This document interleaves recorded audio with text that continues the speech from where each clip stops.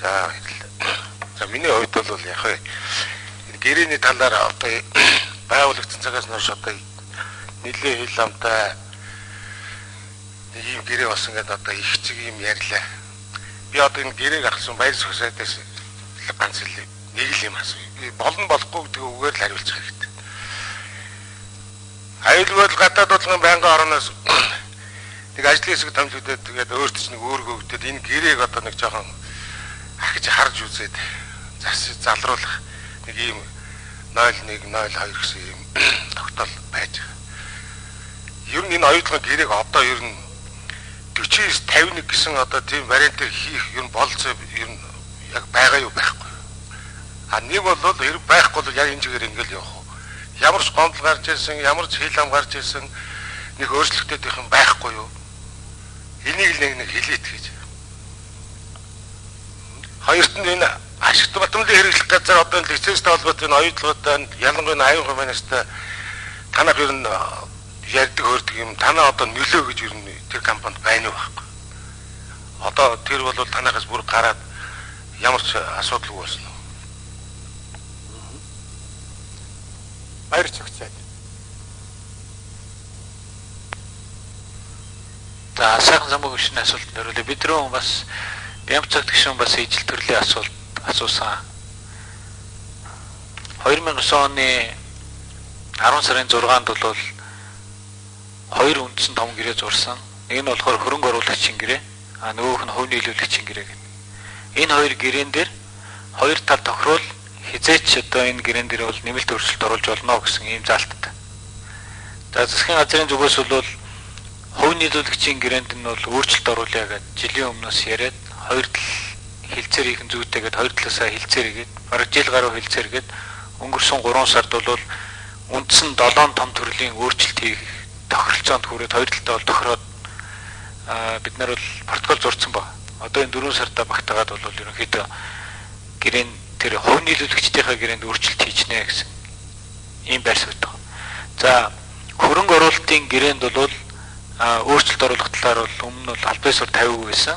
Тэгээд аюулгүй байдал гадаад бодлогын байнгын ороо эдийн засгийн байнгын орооноос өгсөн чиглэлийн дагуу хоёр зүйл төр хилцээр хийгдэх үүрэг өгсөн. Нэг нь бол 50% болгох асуудал бол 37 жилийн дараа шийдэгдэх юм байна. Тэр хугацаагаа наашлуулаа гэдэг нэг асуудал байна. Нөгөөх нь бол өсөн нэмэгдэх ареалтай бол өнгөрсөн онд батлагдсан.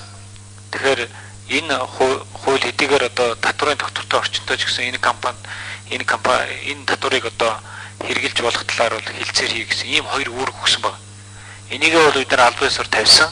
Тэдний талаар албан ёсны хариу ирээгүй байна. Тэгээд энэ хилцээр бол хоёр тал тохируул хилцээр нь бол хийгднэ.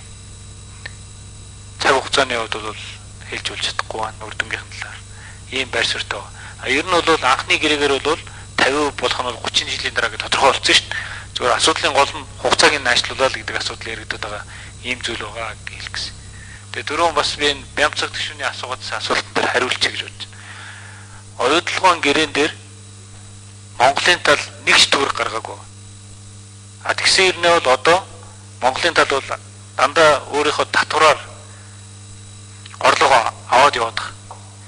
Хөрөнгө оруулалтын хэмжээ ихссэн байсан ч энэ зээл бол зөвхөн оюутлогын компани хөрөнгө оруулагч хоёр төр бичиж байгаа.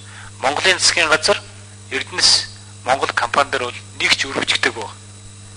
Тийм учраас бид нар бол зүгээр зардлынхын асуудал дээр л илүү их хяналт тавина өгөхөөс биш Монголын тал хөрөнгө оруулаад эрсдэл хүлээсэн зүйл бол ерөөсөө байхгүй. Бид муугар бодож хэлэхэд энэ төсөл ингээд зогслоо гэхэд бол Монголын тал ямар ч хариуцлага хүлээхгүй.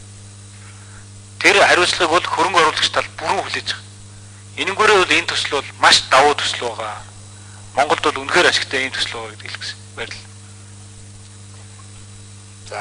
За баярлалаа. За тэр лиценз олгосон байдлаараа хянах орох юм даа нэг үе кий харуулах уу? За та Арслуулны газрын давхтыг оюутлогын хөрөнгө оруулалтын гэрээтэй холбогдуулаад 3148-х 3150-х хоёр хайгуулын лиценз 6708 6709 6710 гэсэн гурван юм ашиглалтын лицензэн дээр хөрөнгө оруулалтын гэрээ хийгдээд оюутлогоо явж байгаа. Энэс өөр лиценз байхгүй. Манайтай холбогдож ажиллаж байгаа лицензийнхаа төлбөр тооцоотой бол холбогдож ажиллаж байгаа. Хоёрдугаарт нь уулын ажлын тайлан төлөвлөгөө дээр хамтран нэг ажиллаж байгаа. За. За баярлалаа. Гардгөөгийн баяр сайхан асуулт тавина. За